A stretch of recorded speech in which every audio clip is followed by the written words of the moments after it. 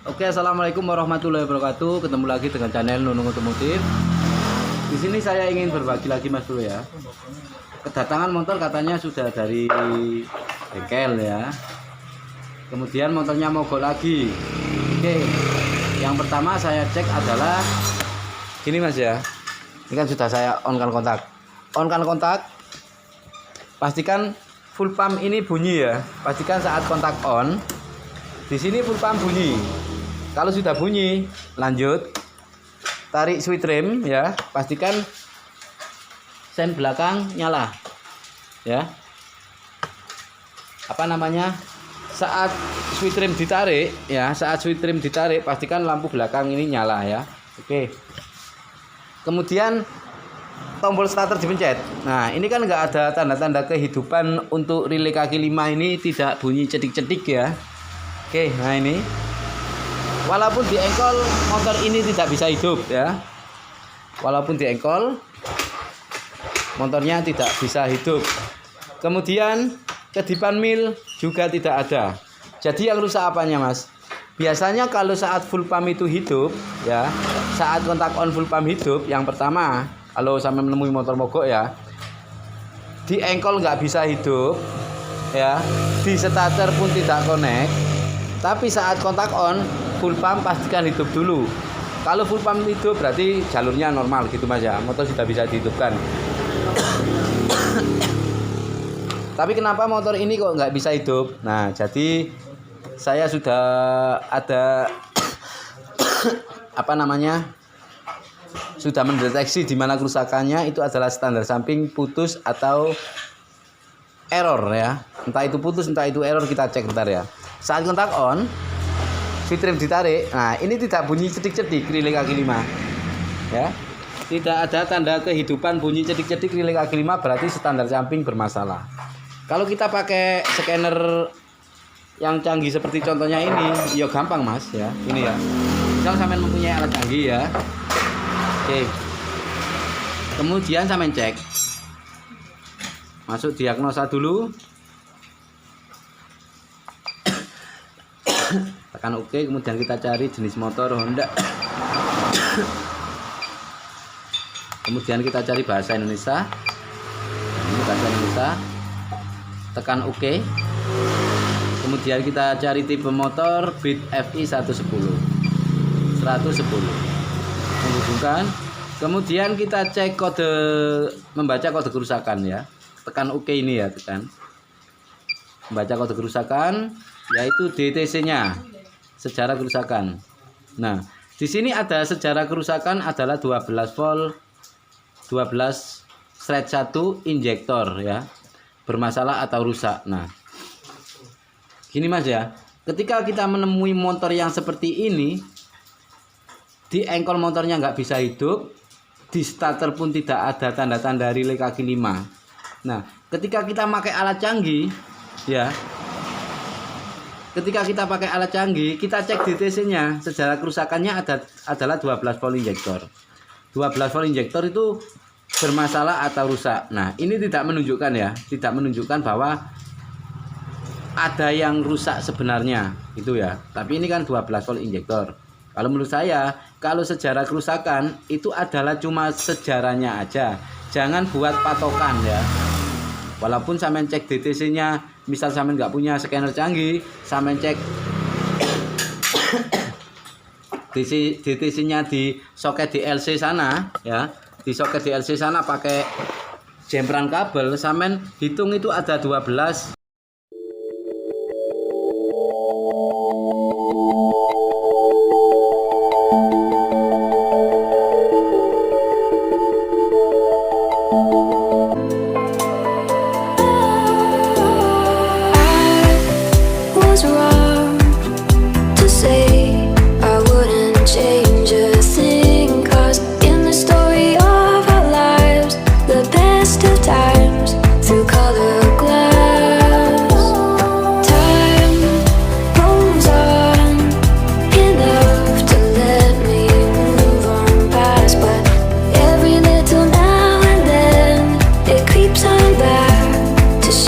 Ya, di soket DLC sana pakai jemperan kabel, sampean hitung itu ada 12 kedipan. Maksudnya 12 kedipan itu satu panjang dan kedipan cepatnya itu ada 2. Itu adalah 12 injektor ya. Nah, kita cek benar sejarahnya adalah 12 volt injektor ya. 12 volt injektor benar, tapi itu cuma sejarahnya Mas. Tapi ini motor ini rusak ya. Motor ini ada trouble gitu ya, nggak bisa dihidupkan, di engkol nggak bisa, di starter pun tanda-tanda relay kaki 5 itu tidak bunyi. Nah, kalau menurut saya kalau yang seperti ini aja itu adalah standar samping. Karena apa? Pengapian hilang, memutus pengapian, dan juga starter itu tidak connect. Itu adalah ciri-ciri standar samping itu tidak nyambung atau putus ya. Tapi kenapa di scanner canggih kok ada riwayat 12 injektor? Ini nggak usah buat poin penting Mas, ntar sampai hapus saja. Mungkin dulu pernah ini motor ini pernah servis, kemudian pernah nyopot soket injektor, tapi tidak dihapus sejarah riwayatnya, kerusakannya tidak dihapus. Ini cuma riwayatnya aja Mas ya, nggak saya buat patokan. Jadi kalau saya main nangani motor injeksi, kalau dapat seperti yang saya temui sekarang, motornya nggak bisa hidup, kemudian tombol starter pun saat dipencet itu tidak ada tanda-tanda untuk menghidupkan memutar magnet, atau relay kaki 5 itu tidak bunyi cetik-cetik, jangan menuju ke riwayat kerusakannya. Walaupun saya cek DTC-nya pakai kabel jemperan ataupun scanner canggih, jangan. Jadi gimana? Ini nggak usah dihapus dulu ya. Samen hapus bisa, samen nggak hapus bisa. Kalau menurut saya ini adalah sejarah ini sejarah kerusakannya, hanya sejarahnya, bukan masalah kerusakan saat ini Mas ya. Saya yang paling pentingkan ojo percaya ya. Ojo percaya sejarah kerusakan. Cuma kerusakan. Jika samen menghadapi motor seperti ini, dapat motor mogok seperti yang saya alami sekarang, samen cek diagnosa pakai scanner canggih, 12 injektor bermasalah. Kemudian samen jumper kabel soket DLC-nya, samen cek kedipannya itu 12 injektor. Kemudian samen oprek-oprek di injektor dicek bagus gini. Wah, jangan. Ini poin pentingnya, jangan percaya dulu. Kemudian kalau pakai alat canggih, kita cek datanya dulu ya. Di sini di atas tampilkan pembacaan atau tampilkan data, tekan OK. Mesin bukaan TPS, kita cek bukaan TPS. Kalau scanner canggih saya ngecek-ngeceknya yang poin-poin pentingnya dulu ya. Misal ini kan ada di 0,4 sekian ya. Ini kita pelintir gas ya, pelan-pelan. Angka 3 volt, sekian, kemudian kita pelintir lagi pelan-pelan. 3 volt. Nah, anjlok ya. Turun ke 1 volt. Nah, turun ke 1 volt. Saat gas mentok ini turun ke 1 volt. Ini namanya TPS loncat Mas ya. Ini apa bisa dibenerin Mas? Nah, coba kalau sampean menemui TPS loncat atasnya seperti ini, misalkan harusnya kan dari 0,4 sekian volt, itu harusnya nilai TPS saat gas dibuka itu nilai voltasenya semakin naik dari 0,4 volt, kemudian 1 volt, kemudian 2 volt, 3 volt sampai 4 volt. Nah, tapi kalau di 4 volt itu menjadi anjlok menjadi 1 volt, itu namanya TPS loncat Mas ya. Itu bisa diakali. Sampean buang bos kuningannya di sensor TPS tempat dudukan baut, itu kemudian entar sampean geser ke atas sensor TPS-nya sampai menemui 0,5 ya. Yang tadinya ini 0,4 ya. Ini pastikan kalau sampean geser, sampean buang bos kuningannya, ini harus ada di angka 0,5 sekian. Itu adalah untuk ngakali TPS loncat. Nah, jadi kalau sampean geser ke angka 0,5 tetap anjlok, berarti sampean geser ke angka 0,6 ya. Jangan digeser turun. Ntar kalau di sini kalau digeser turun kan 0,3, jadi durasi semprotan injektor kurang ya. Kalau 0, sampean geser ke atas 0,5 sekian nggak berhasil, tetap loncat, berarti sampean geser ke 0,6 nggak apa-apa, itu kan ngakali. Tapi kalau motornya pingin standar lagi ya, sampean belikan sensor TPS aja murah Mas. Ada yang 50.000 di online itu. Bu bagus, bu enggak tahu ya saya. Kalau yang bagus itu di atas 100 ribuan biasanya. Oke. Tak coba pelintir lagi gasnya, sampean pandang ya, 2 volt, pelintir pelan-pelan. 3 volt, pelintir pelan-pelan. Ini akan menjadi ke angka 4 volt, bukan gas. Nah, 3 volt. Masih 3 volt. Nah, ke angka 4 volt ini enggak nyampe Mas ini, langsung anjlok lah ya. Anjlok ke angka 1 volt. Jadi otomatis TPS ini loncat. Kalau dipakai jalan, atasnya itu drop seperti kekurangan BBM, langsung low. Ketika kita pakai motor banter ngong, kemudian drop ngong, kayak nggak mau lari motornya, kayak ditarik mundur. Nah, itu adalah ciri-ciri TPS loncat. Wis gitu aja. Oke. Scanner canggih tak cek ini. Walaupun scanner manual sampean yo ngerti kok ini. Ini ujung antena sampean tusukkan di kabel tengah di sensor TPS. Kemudian gas sampean pelintir pelan-pelan. Nah, ntar nilainya akan muncul. Nah, kemudian pas sampean gasnya itu mentok, pelintirnya mentok, bukanya mentok. Nah, sensor TPS nilainya kok ada di angka 1 volt. Nah, maka disitulah sensor TPS itu loncat Mas ya, nggak bisa dipakai. Kalau dipakai ya bisa, tapi atasnya drop. Tapi kalau digeser insya Allah bisa digeser, seperti yang saya katakan di awal ya. Kemudian kita ngecek motor ini, sejarah kerusakannya adalah 12 volt injektor. Itu sejarah kerusakannya, riwayatnya. Tapi saya tidak mau dibodohi oleh scanner canggih ya. Tidak mau, karena saya harus mempunyai data-data pikiran sendiri ya. Data atau pikiran sendiri, ciri-cirinya. Oke. Motor ini nggak bisa starter, alias relay kaki 5 tidak aktif. Biasanya relay kaki 5 kalau tidak aktif, biasanya switch remnya itu kayak gini ya. Kalau motor ini nggak bisa di starter, relay kaki 5 tidak bunyi ya. Tapi kalau di engkol bisa hidup, itu masalahnya bukan di switch standar samping ya. Nah, kalau di engkol itu nggak bisa hidup, kemudian relay kaki 5 saat tombol starter dipencet itu nggak ada bunyi cetik, berarti fix saya di kabel standar samping yang bermasalah ya, entah itu putus gitu ya. Kita cek di scanner canggih, kita bedakan dengan scanner manual. Ntar nah, di sini ada, nah ini kerjanya sama dengan MST Mas. Mahal MST ya. Kalau saya pakai yang ini aja. Saya punya MST bekas punya. Kalau sampean mau beli monggo ya. MST 400 4 juta nggak apa-apa wis. Nah, ini ya. Standar samping on. Tapi di sini standar sampingnya ini keadaan off ya. Standar samping udah naik. Tapi di sini kok on. Ini bisa jadi kabelnya putus atau standar sampingnya yang error. Kemudian kita cek ya, nggak usah ngecek riwayatnya lagi. Riwayatnya itu cuma riwayat injektor ya. Di sini saya teliti, katanya ini kan sudah dari bengkel. Ternyata yang error itu bukan standar kabelnya. Kabel standar sampingnya itu nggak putus Mas. Yang error ini lah ini.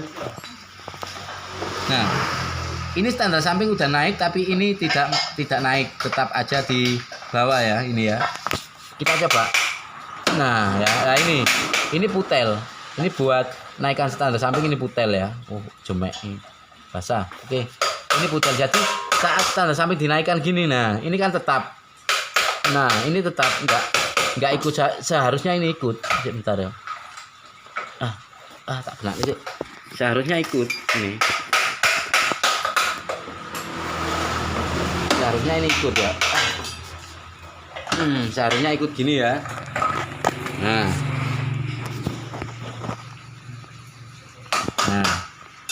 seharusnya standar samping ini switchnya ini ikut ke atas ini ya. Nah, ini yang di belakang ini ya, ada cantolannya itu loh ya. Tuh. Kemudian kita cek di sini. Di sini akan menjadi off ya. Loh ya. Standar samping ada tulisannya off ya. Standar samping off, ini benar. Tapi kalau kita turunkan lagi ini, kemudian kita naikkan lagi, ini nggak mau. Maunya harus dibantu dengan tangan, jari-jari baru naik. Di sini off ya. Di sini tetap on ya. Standar samping on, jadi motor nggak bisa dihidupkan Mas ya. Walaupun sampai dihidupkan begini ya. Begini nggak bisa. Nggak ada connect ya. Relay kaki 5 tidak bunyi cetik-cetik ya. Tapi ketika sampean bantu pakai tangan ini ya. Bentar.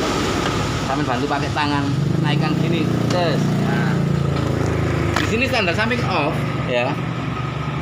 Standar samping off dan starter juga bisa dihidupkan.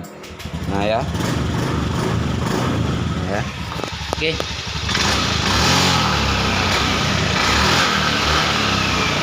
Ini seperti yang saya katakan di awal, sensor TPS drop. Contohnya gini, ketika kita gaspol, nah ya,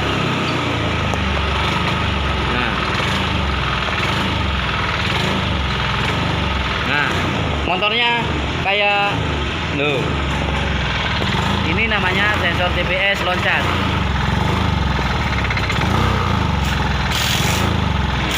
Kayak BBM nelat ya, tapi ketika kita kurangi dikit, nah, dia mau teriak ya. Ketika kita kurangi dikit dia mau teriak, tapi ketika kita gaspol, nah drop. Kita kurangi dikit, oke, normal. Itu Mas ya. Contohnya gitu, itu namanya TPS loncat. Tapi kita di sini adalah standar apa? Mengenai sejarah kerusakan di scanner canggih ya. Di scanner canggih ini adalah 12 volt injektor. Nah, kalau menurut saya 12 volt injektor itu jangan buat patokan. Karena apa? Mungkin sejarah kerusakannya itu yang awal bengkel kerjakan itu belum dihapus. Pernah nyopot soket injektor atau membersihkan throttle body, kemudian di kontak on lupa soket injektornya nggak terpasang, jadi muncullah riwayat sejarah kerusakan 12 volt injektor, bukan injektor yang rusak. Nah, misal saya menemui motor gini ya, wah tak cek sih kerusakannya, wah kerusakannya 12 volt injektor, wah enak rolas injektor riwayatnya. Tapi sampean cek injektor, kabel-kabelnya itu normal. Loh, sampean di situ ketipu. Kan yang bermasalah standar samping. Soalnya cirinya standar samping gimana? Motor nggak bisa hidup, pengapian tidak keluar ya. Otomatis satu pengapian tidak keluar. Di engkol motor sulit hidup walaupun di sini kayak gini. Walaupun kodemil nyala, kemudian beberapa titik mati, kelistrikan di speedometer ini nyala, samen engkol beberapa kali nggak bisa hidup, kemudian tombol starter samen pencet, relay kaki 5 itu yang di situ itu tidak bunyi ya, tidak bunyi cetik-cetik, itu tandanya yang bermasalah itu di sensor standar samping. Dia ada masa menuju ECU ya. Kalau cara ngecek pakai manualnya, ntar saya bikinkan lanjutannya pakai scanner yang punya Mas Agus ini ya, atau Nunung Otomotif ya. Nah, Nunung Otomotif. Kalau saya memberikan gambaran ilmu Mas, itu dengan detail ya, dengan detail, dengan kejelian saya, dengan wis pokoknya sampean kudu iso, kudu pinter kalau saya membimbing lewat video kayak gini ya. Karena saya apa? Kalau sampean pinter aku ya seneng. Kan gak takon-takon maneh ya.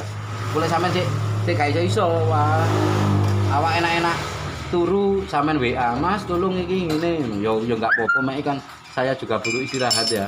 Oke. Kita cek. Nah, ini masalahnya ada di standar samping ya. Oke. Fokus. Nah, standar samping ini saat diturunkan ikut turun ya. Tapi saat dinaikkan ini nggak mau lah ini. Ini swag ini. Ini swag. Ini enakan diganti atau dibenerin. Kalau kayak gini Mas, ini bekas disolder ya. Tuh. Ini bekas disolder Mas. Ya. Kalau disolder nggak kuat ini. Nggak kuat ini ya. Ini bekas dibolong-bolongi ya, nggak kuat ini standar samping. Standar samping harusnya atomnya ini karet atau atom ini harus yang kuat, yang presisi dari pabriknya, nggak boleh di bekas putul atau sobek kayak gini disambung lagi solder, itu rata-rata nggak kuat. Ini ntar kita sambung aja ya, ntar kita sambung aja, ganti baru aja ya. Ini benjos ini ya, ini katanya dari bengkel kemarin udah bisa, kemudian nggak bisa lagi gitu ya. Oke, untuk pengecekannya ya. Untuk pengecekannya saat standar samping tidak aktif, maka sampean pakai scanner manual bisa ya, terus nggak usah ngecek kerusakan ya. Oke, di sini ada kabel hijau ya, kontak pastikan on ya. Di sini ada kabel hijau, sampean tusuk jarum ya, jarum apa antena, ujung antena sampean tusuk kabel warna hijau ujungnya. Ini masa atau apa sih, tak kontak on biasa ya. Bentar, salah satu kabel sampean cek harusnya di sini sih. Bentar, voltase aki normal 13 volt. Oke, tak tusuk dulu. Nah ini ya, di sini ada kabel hijau, hijau setri biru ya, kabel hijau setri biru. Bentar,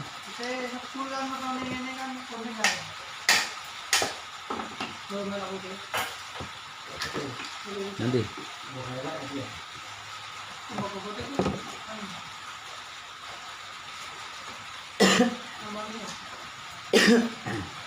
oke.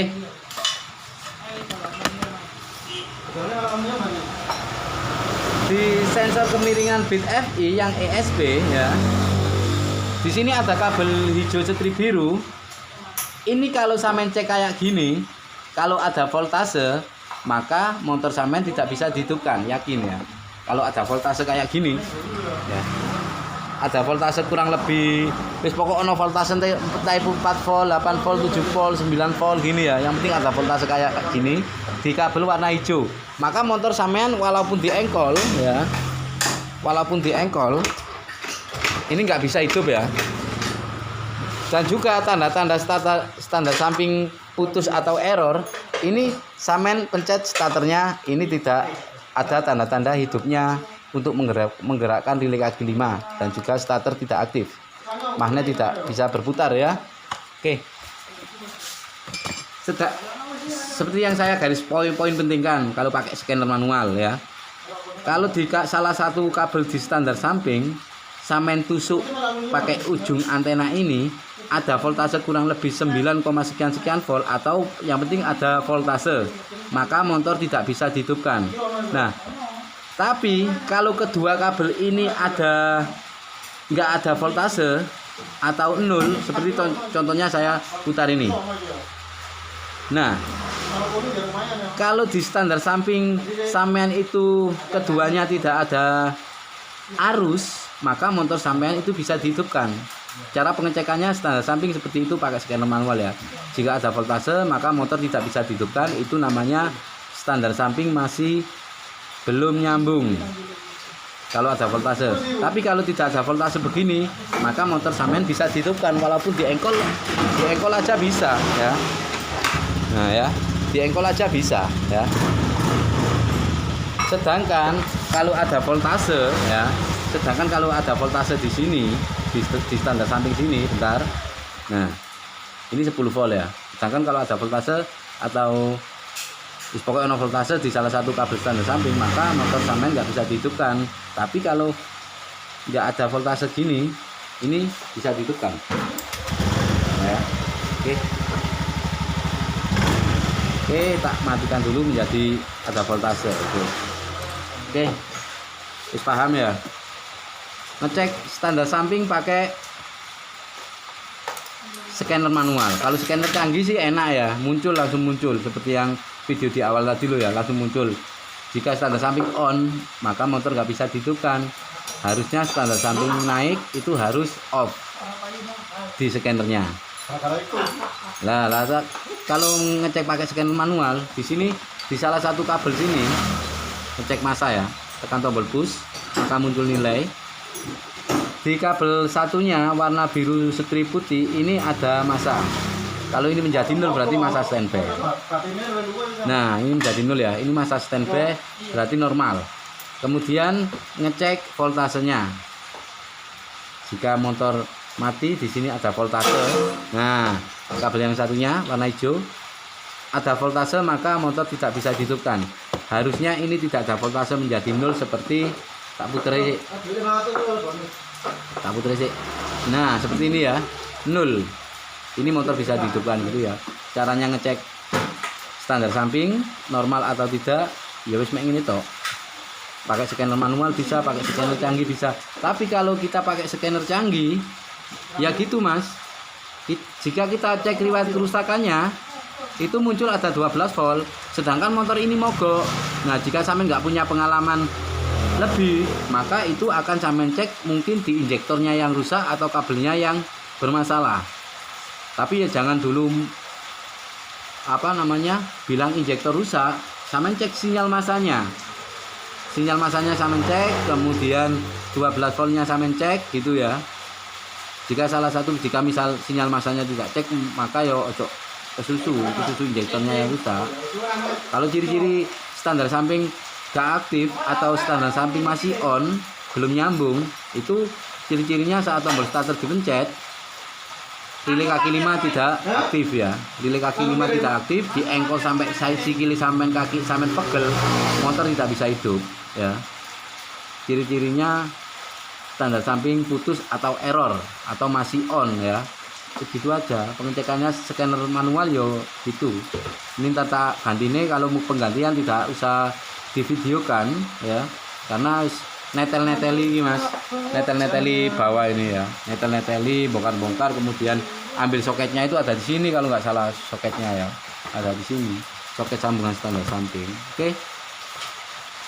Oke, untuk penanganan beat yang mogok nggak bisa bunyi, di engkol sampai pegel sikile nggak bunyi, di starter nggak bunyi, cuma ada di standar samping yang error. Ini bekas dilem apa disolder ya, nggak tahu ini. Ini saat turun ikut turun, tapi saat naik nggak bisa lah ya. Saat naik nggak bisa. Ya. Oke wis, gitu aja wis. Saya akhiri sampai di sini Pak. Sampai kalau beli Zodiac M100 Pro ada Mas di saya ya, monggo. Gratis sarung pelindung ya, sarung tas, sarung pelindung buat ini biar jos ini Mas ya. Oke Mas, harga 3 juta wis di saya. Nah ini Zodiac dapat soket-soket lengkap ya, soket-soket lengkap Kawasaki. Ini Zodiac juga, ini punya saya sendiri, saya pakai. Di sini stoknya tinggal 3 ya. Inilah, ini Zodiac, itu Zodiac. Oke, monggo sampean tuku wis pakai Zodiac M100 Pro.